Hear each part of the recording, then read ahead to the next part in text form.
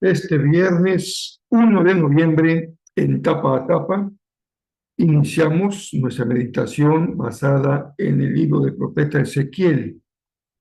Consideraremos hoy el capítulo 1, verso 1, hasta el capítulo 3, verso 15.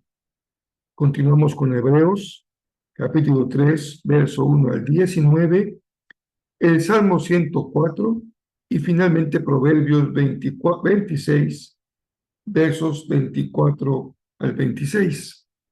Esta serie tiene como propósito acompañarte en tu lectura devocional de la Biblia completa en un año. Yo soy el pastor Rafael Pola y es un gusto compartir como cada día nuestra meditación en la palabra de nuestro Dios y nuestro Señor.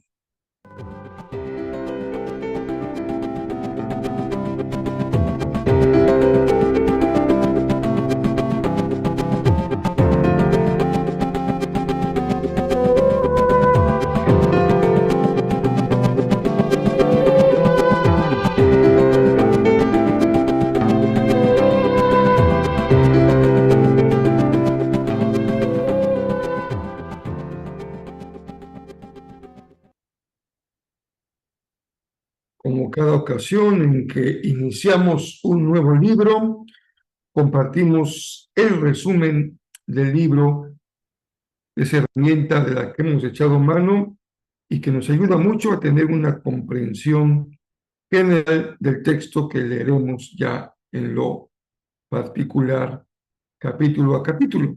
Así que hoy vamos a compartir justamente este, este resumen del libro de Ezequiel.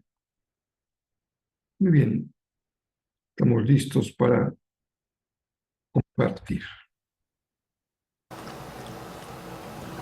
El libro del profeta Ezequiel. Ezequiel fue un sacerdote que había estado viviendo en Jerusalén durante el primer ataque babilonio sobre la ciudad. Y la ciudad fue liberada, pero los babilonios tomaron una primera ola de prisioneros israelitas y los llevaron al exilio, y Ezequiel estaba entre ellos. Así que el libro comienza 5 años después de todo eso, y Ezequiel está sentado al lado de un canal de riego cerca de su campo de refugiados israelitas. Y resulta que es su cumpleaños número 30, año en que hubiera sido instituido como sacerdote en Jerusalén. Y luego, de repente, Ezequiel tiene una visión.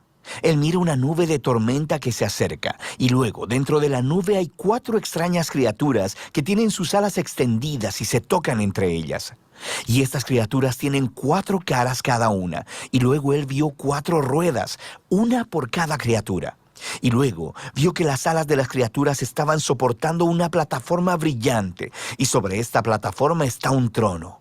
Y luego, sentado en ese trono, está una criatura semejante a un humano, brillando y envuelto en fuego. Y de repente, Ezequiel se da cuenta de lo que está viendo. Lo llama como una aparición de la semejanza de la gloria del Señor. Es Dios en su trono, montado sobre su carruaje real.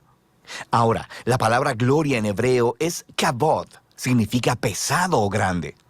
Los autores bíblicos utilizan esta palabra para describir la apariencia física y la manifestación de la grandeza de Dios cuando aparece en persona. Estas imágenes en la visión son muy similares a lo que sucedió cuando Dios apareció en el monte Sinaí en el libro de Éxodo. Y también es muy similar a las representaciones de la presencia de Dios sobre el arca del pacto. Y eso es de hecho lo más impactante de la visión de Ezequiel. ¿Qué está haciendo la gloria de Dios en Babilonia? Se supone que esté sobre el arca del pacto en el templo en Jerusalén. Así que la primera sección del libro abre para explorar esta pregunta, conforme Ezequiel comienza a acusar a Israel de rebelde. Así que Dios primero habla a Ezequiel desde el trono en el carruaje y lo llama como profeta. Ezequiel debe acusar a Israel por quebrantar de varias maneras el acuerdo de pacto con Dios.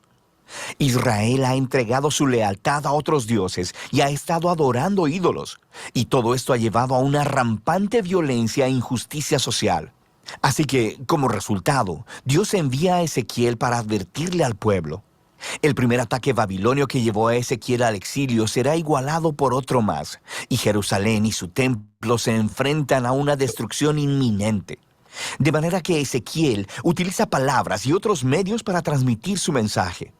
Él también realiza actos simbólicos. Estos eran una especie de teatro callejero. Ezequiel saldría en público y se comportaría de maneras muy extrañas, las cuales serían como parábolas de su mensaje profético. Construiría un pequeño modelo de Jerusalén y representaría un ataque contra él. O se rasuraría todo el cabello y lo cortaría con una espada. O, el más extremo, él debía representar el rol del macho cabrío el día de la expiación. Y él tendría que acostarse de lado durante más de un año, comiendo alimentos cocinados sobre excremento, como una señal de la horrible comida que el pueblo tendría que comer durante el asedio a Jerusalén. Y quizá lo más desalentador de todo esto son las malas noticias que Dios le dio a Ezequiel, que nadie iba a escucharlo. Israel lo rechazaría debido a su duro y rebelde corazón. Y esto nos recuerda la descripción del pueblo que hizo Moisés después de la rebelión en el desierto, cuando predijo que un día sucedería el exilio, y Ezequiel tuvo el desafortunado privilegio de ver todo esto suceder. Así que el desanimado Ezequiel comienza a hacer su tarea, y después de más o menos un año tiene otra visión. Esta vez es acerca del templo. Él se adentra en un tour virtual del templo y mira lo que está pasando ahí en su ausencia, y no es nada bueno. En el atrio exterior, al frente del templo, él mira una enorme estatua inmóvil. Y luego él mira a los ancianos de Israel adorando a otros dioses, tanto dentro como fuera del templo. Y luego mira a las mujeres de Israel adorando a un dios babilonio llamado Tamuz. Y la visión termina con el glorioso carruaje del trono de Dios alejándose del templo. Se está yendo en dirección al este, hacia Babilonia. Así que en el capítulo 11 vemos por qué y cómo la gloria de Dios se apareció a Ezequiel ahí en Babilonia. La idolatría de Israel y su quebrantamiento del pacto se ha vuelto tan obvio y ofensivo que Dios ha abandonado su templo. Lo han apartado y Él lo entrega para destrucción. Pero Dios no ha abandonado a su pueblo, más bien se fue al exilio con ellos. Así que al final de esta visión en el capítulo 11, Dios promete que traerá de vuelta a la tierra un remanente de Israel y los transformará al sustituir sus corazones de piedra y darles un nuevo y tierno corazón de carne, para que después de todo, ellos realmente puedan amar y seguir a su Dios. Este es un pequeño destello de esperanza, el cual rápidamente se sumerge bajo la realidad de la inminente destrucción. Pero el capítulo 11 es una transición clave y nos ayuda a entender cómo ha sido diseñado el resto del libro. Las siguientes 3 secciones son todos anuncios del juicio de Dios. Primero sobre Israel, después sobre las naciones alrededor de Israel y luego solo sobre Jerusalén. Pero luego, después de eso, la conclusión llena de esperanza del capítulo 11 se desarrolla en las últimas 3 secciones del libro. Primero, esperanza para Israel, luego para las naciones y luego para toda la creación. Los capítulos del 12 al 24 se enfocan en el juicio venidero de Dios sobre Israel. Y esta es una colección diversa de ensayos y poemas. Y aquí, Ezequiel muestra su afición por las parábolas y las alegorías. Él describe a Israel como una vara quemada e inútil, o como una esposa rebelde, o como un peligroso león enfurecido que es capturado, o como 2 hermanas promiscuas. Todas son descripciones de la rebelión insensata y de la idolatría de Israel que resultan en su ruina. En esta sección, Ezequiel también actúa como un abogado. Él empieza a argumentar el caso de que, primero que nada, la destrucción de Jerusalén es realmente merecida, como consecuencia de siglos de violar el pacto. Y que incluso, si las personas más justas del mundo, como Noé, o Daniel, o Job, estuvieran vivas y orando para que Dios librara a Israel, Dios no aceptaría sus oraciones. Es demasiado tarde. La bondad de Dios, de hecho, demanda que Él aplique su justicia sobre esta generación de Israel. El exilio se ha vuelto inevitable. Han alcanzado el punto de no retorno. Después de esto, Ezequiel se enfoca primero en las naciones inmediatamente alrededor de Israel, y luego en los 2 estados más poderosos en la región, Egipto y Tiro. Israel se ha aliado con estas naciones y ha adoptado a sus dioses y sus ídolos. Así que Dios acusa a los reyes de Tiro y Egipto de la arrogancia de considerarse a sí mismos como dioses que pueden definir el bien y el mal en sus propios términos. Y Dios hace responsables a estos reyes de su orgullo y anuncia que Él usará a Babilonia para hacerlos caer.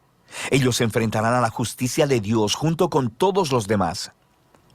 Después de estas secciones realmente intensas, tenemos una breve historia en el capítulo 33.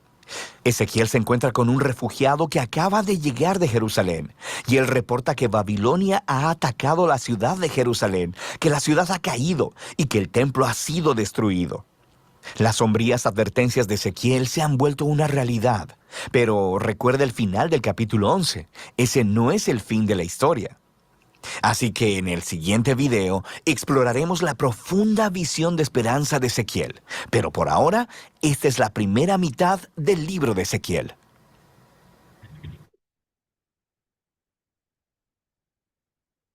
Como vemos, es una primera parte, ya tendremos ocasión de compartir la segunda parte. Así que hoy iniciamos nuestra lectura del profeta Ezequiel, un libro muy interesante, muy profundo, con una gran riqueza también en términos del lenguaje que usa el profeta para compartir su mensaje. Es un profeta que leemos en el capítulo 1, está ubicado en el destierro, y en ese destierro tiene una visión de Dios. Él es un sacerdote, y la mano del Señor, dice Ezequiel, se apodera de él.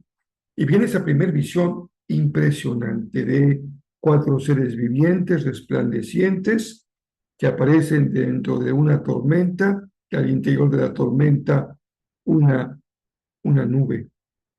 Dentro de la nube están estos 4 seres vivientes y debajo de ellos 4 ruedas que se mueven al mismo tiempo que los seres vivientes. Una superficie de cristal y sobre la superficie de cristal un trono y en el trono una figura con apariencia de hombre. Es una visión majestuosa de la gloria del Señor. La voz del Señor envía a el profeta a predicar a Israel y le dice que no tenga temor. Le da un rollo con el mensaje escrito, él debe de comerlo y luego de comerlo transmitirlo a los israelitas. Que todas las palabras, dice el profeta, le dice al profeta el Señor, penetren primero en lo profundo de tu corazón. Este proceso sigue siendo el mismo hoy. Cuando compartimos el mensaje, la única manera en que no sea un ping-pong, es decir, o un frontón, que el mensaje rebote en la pared y continúe su camino, es decir, rebote en el corazón del mensajero y el mensaje continúe, es que se asuma el mensaje primero, se apropie. El Dios, el Señor nos habla primero a nosotros cuando compartimos y desde nosotros podemos entonces ya compartir el mensaje con los oyentes. El Espíritu, dice la palabra, levanta a Ezequiel y él escucha un ruido terrible que son las alas y las ruedas de los seres vivientes, y él sale confundido de esa visión, pero dice, era muy fuerte el poder del Señor sobre él, sobre el profeta. Así que llegando a la colonia de los judíos ahí en Babilonia, donde es enviado a compartir, dice que se queda sentado 7 días en la colonia de los judíos. Un extraordinario relato de esta primera visión del profeta, de la gloria del Señor, de su misión, su encomienda, de compartir el mensaje con valor, sabiendo que habrá oídos sordos, pero él tiene una tarea: compartir lo que el Señor dice. Y esto es la norma de todo predicador. Más allá de que escuchen o no escuchen, la tarea de que comparte la palabra es decir la palabra de Dios. A veces, como en este caso, es palabra de juicio. también suele ser palabra de esperanza, palabra de aliento, palabra de exhortación, palabra de ánimo, palabra que da dirección, que corrige la dirección, pero es la palabra de Dios. Y como bien dice el resumen, aún en el lugar del cautiverio, en el exilio, el Señor acompaña a su pueblo. Y esto es evidente porque la visión se da justamente ahí donde está Ezequiel, en Babilonia. Continuamos con Hebreos. Hebreos es una hermosa carta que podemos usar un término para tener una idea en un concepto de toda la carta, y es una carta absolutamente cristológica, es decir, está centrada en la enseñanza acerca de Jesús y su primacía, su importancia suprema, incomparable. Ya veíamos cómo en los primeros capítulos se establece una comparación con los ángeles y ahora le toca la comparación con Moisés, pero nada que ver. El Señor es totalmente superior a Moisés. Por eso dice el autor de la carta, y es una palabra que es muy pertinente hoy: consideren detenidamente a Jesús. Esa es nuestra tarea, considerar detenidamente a Jesús. En cualquier circunstancia en que la iglesia viva, tu comunidad de fe, cualquiera que sea la temática que esté considerando hoy, en el Antiguo Testamento o en el Nuevo, siempre consideren detenidamente a Jesús. En este pasaje, en el de hoy, capítulo 3, dice el autor: Él es mensajero de Dios y sumo sacerdote. Veíamos en los capítulos primeros que se usa de manera primordial el título de Hijo de Dios.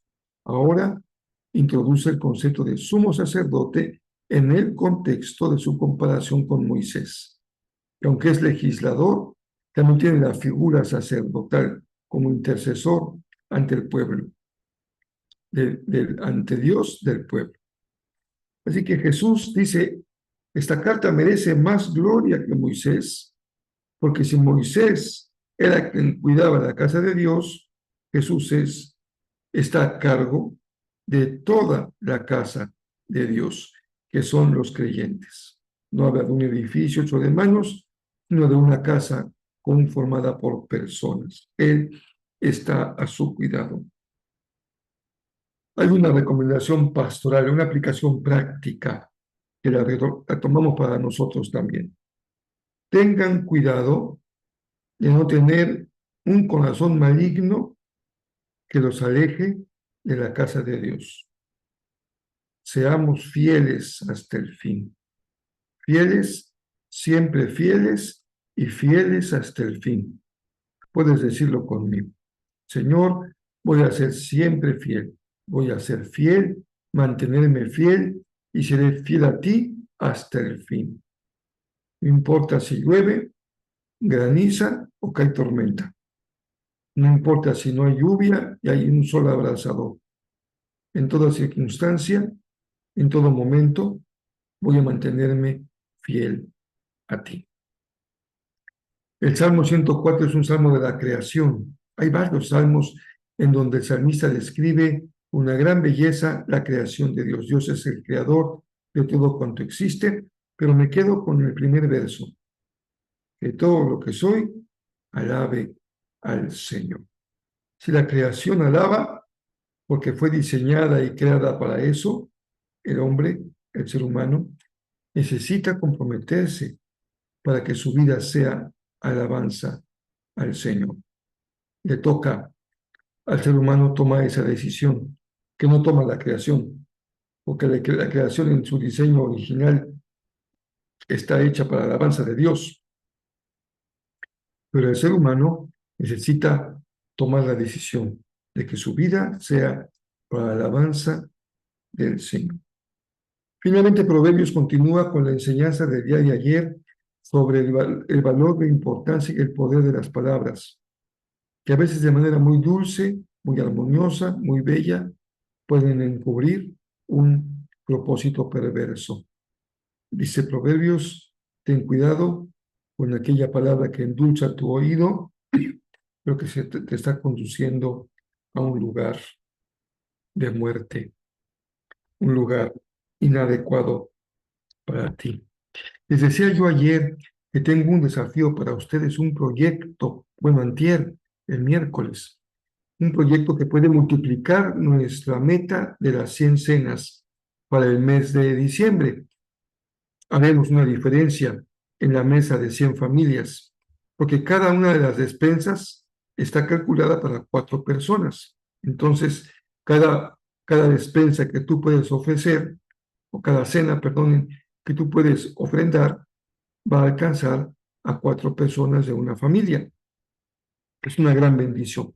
¿Cómo logramos rebasar nuestra meta si ya nosotros como congregación local hemos hecho nuestro esfuerzo? A veces todavía falta alguno, pueden faltar varios de hacer su ofrenda y háganlo, no se detengan, con entusiasmo, con compromiso, con generosidad. Pero podemos multiplicar si cada uno de nosotros invita a otros. Esto es una gran oportunidad para que multipliquemos el esfuerzo y de 100 podamos ir a mucho más. Porque si yo ofrendo una o dos o 5, invito a 1 o 2 o 3 personas más, esas ofrendas se multiplican.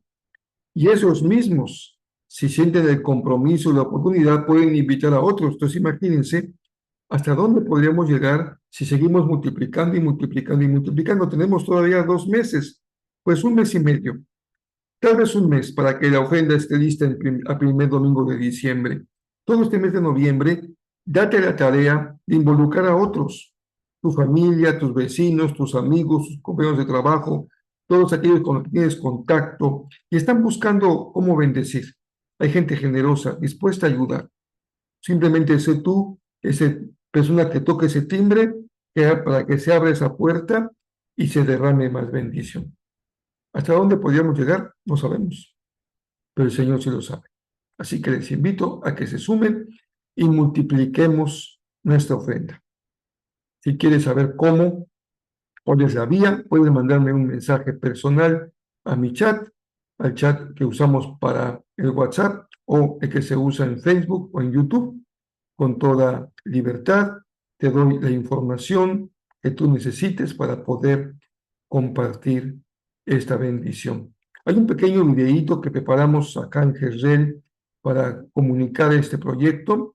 Lo voy a tratar de compartir también en las redes sociales para que lo tengan a la mano y lo puedan usar con toda libertad. Por hoy es todo. Que Dios les bendiga muy ricamente. Mañana nos vemos, mañana sábado, en donde tú te puedas conectar y a la hora en que tú te puedas conectar.